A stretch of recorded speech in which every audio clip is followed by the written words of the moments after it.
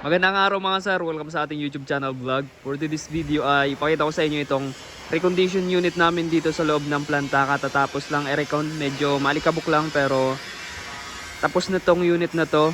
Kulang lang sa linis, i-detailing na lang. So, yun mga ka-tracker, sa mga naghanap ng surplus Japan truck, meron kaming mga available dito. Kindly contact us on our FB page, Tracker Moto PH. Alright, so ikutan natin. At mamaya sasabihin ko sa inyo kung magkano na ang ganitong unit. Ito po ay Isuzu Elf NKR 6-wheeler 4x2 cargo drop side 14 feet body. Alright. So mga tracker, ito ay ano lang, standard Elf lang, makitid. Hindi po siya yung malapad na NPR.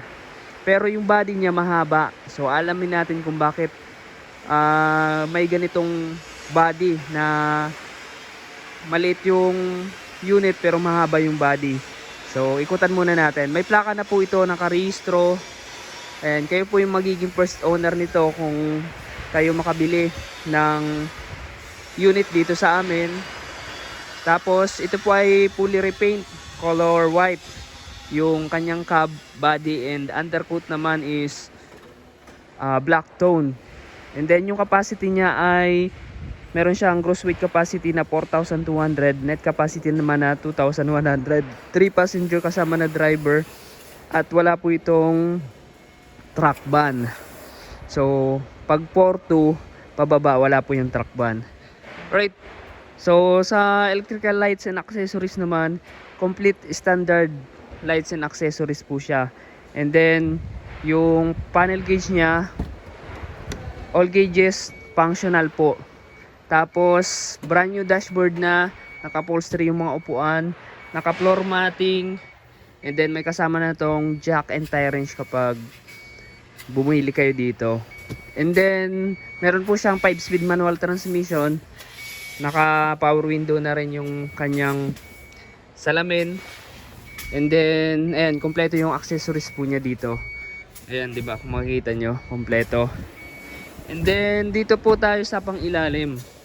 Ang pangilalim po nito ay naka molye harap likod. Tapos brake drum naman yung brake system niya, harap likod din. So mga ka-tracker, nag-iiba-iba yung presyo ng unit depende sa specs ng unit. Kasi naka-base ang presyo sa specification. So pag ganitong unit mga ka-tracker, halimbawa NKR Elf, meron po itong molye, merong torsion type suspension. So may mga client na gusto yung molye kasi matibay at pangkargahan.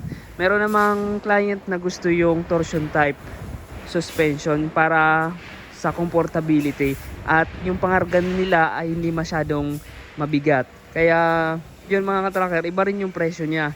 Tapos sa ano naman, I-beam, merong 6 studs, merong 5 stud. So pag 6 studs mas malaki at meron ring drum brake, merong disc brake. So pag disc brake iba rin yung presyo, pag drum brake iba rin yung presyo mga ka-tracker. Kaya binibigyan ko kayo ng idea para magkaroon po kayo ng konting kaalaman sa surplus Japan.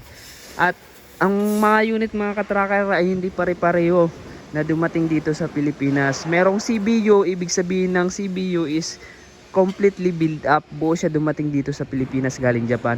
Meron namang CKD or tinatawag nating completely knockdown. Bale, knockdown siya, dumating dito sa Pilipinas, hindi buo. Dito na lang binuo. So magkaiba rin po yung presyo niya.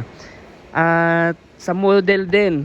So iba-ibang ano na tayo ngayon, modelo ng tulad nito Elf, may ibang model, may iba-ibang muka. So iba-iba rin yung presyo niya. So ito medyo modelo pa to, pero meron ng mga new face mga ka-tracker, yung mga N series. Pero pag ganito mga ka-tracker, solid pa rin to. Maganda pa rin ang ganitong unit. Alright, so dito naman tayo sa makina. So merong merong ano mga ka-tracker, makina na CRDI, merong mechanical. So pag fully mechanical, ibig sabihin wala siyang electronic system. Pag sinabi naman na electronic type engine, so yun na po yung may computer box at electronic na po yung nagpapagana talaga sa makina. So iba po yung presyo din yan. So merong gusto ng mechanical, merong gusto ng electronic type engine. So nakadepende po sa inyo kung ano po yung preferred nyo na makina. So itong makina na to ay 4HF1, 4 cylinder, saka iba-ibang cc rin ng makina. Merong mas mataas yung horsepower at merong mababa. So depende, kapag bibili kayo ng surplus Japan, nakadepende sa pangarga nyo or ikakarga nyo yung bibili nyong truck para hindi sayang. Halimbawa yung pangarga nyo is magaan lang, huwag kayo bibili ng malaking makina kasi mas malakas ang konsumo ng gas niyan pag mas malaki yung makina. So depende lang sa pangarga nyo. Kung ang pangarga nyo is mabigat, bakal, mag-stick kayo sa mas malaking makina at mas malaki yung pangilalim na tinatawag. So yun mga ka-tracker, ang konting tips ko lang sa inyo. So ito po, ang ganitong unit, merong 10 feet, 12 feet, 14 feet, 16 feet. So pag 16 feet is NPR na po yan. Pag ganitong NKR lang ay merong 10 feet, 12 and 14. So ito naka 14 to. So bakit nga ba 14 feet ang ganitong unit? So yun mga ka-tracker, baka ang pangarga nito ng client kasi ano na to nabili na. So dito mga ka-tracker, yung pagpipilian yung unit is as is condition, saka lang po natin i-recon, depende po sa gusto nyong pagkakagawa sa specs. Kasi ayan, nakadepende nga sa pangarga. So ito mga ka-tracker, may client na to, so gusto niya 14 feet. So ang naisip ko, bakit mahaba yung body niya is mahaba yung pangarga niya, like tubo or yung pangarga niya is talagang nag-need ng space. So pero maliit yung yung unit.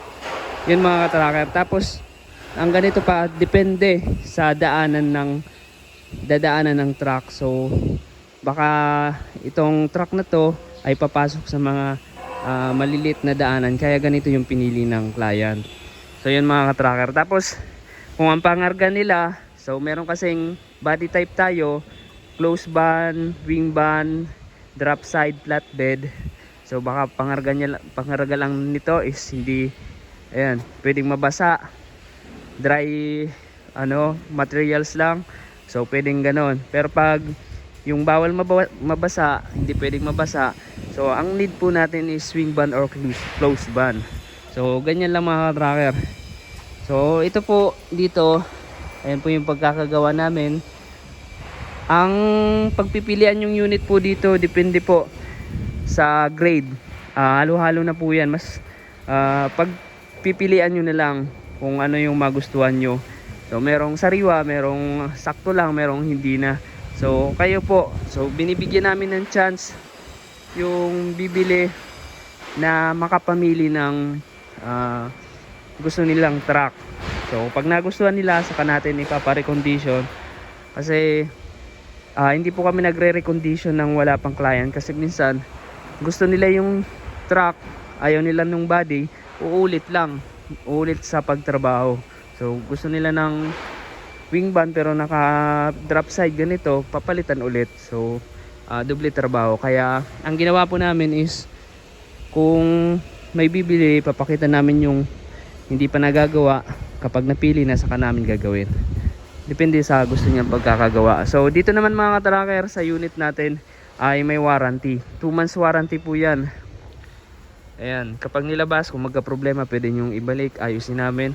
Or kapag malayo, service na namin. Luzon, Visayas, Mindanao, pupuntan po na ang aming mekaniko yan. Kung hindi po talaga balik po dito sa amin. Pero mga tracker, huwag kayong mag-alala kasi ang pangiilalim niyan, ang makina ay kinondisyon. So tinest drive pa po yan kung nasa roadworthy standard bago i-release. Saka meron kaming quality control inspector, taga-check ng lahat ng component kung maayos. So dito naman mga tracker, ang parts na may problema, nire-repair namin, inaayos namin, kaya huwag kayong mamroblema mga tracker.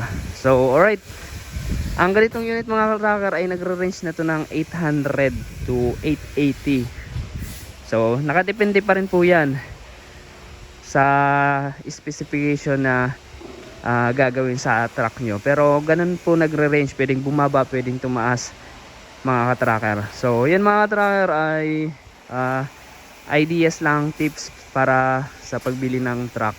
Sana ay may natutunan kayo, at kung nagustuhan nyo itong video na to, paki-follow, share at mag-subscribe sa ating YouTube channel. Yan mga tracker, kayong first owner niyan kapag bibili kayo ng truck dito sa amin. So ayan, meron kaming mode of payment namin, cash and financing. Pag cash, down lang kayo ng kahit 10%, tapos upon releasing yung pinaka full payment. Pag financing, meron po kaming accredited financing company na pwede nyo pag-applyan. Pwede po kayong mag-apply dito sa amin. Lang po kayo, provide lang ng requirements namin na 3 months latest bank statement, business permit, DTI, true valid IDs, and then yung fill out form ng application. So yun lamang, at maraming salamat. God bless. Bye bye.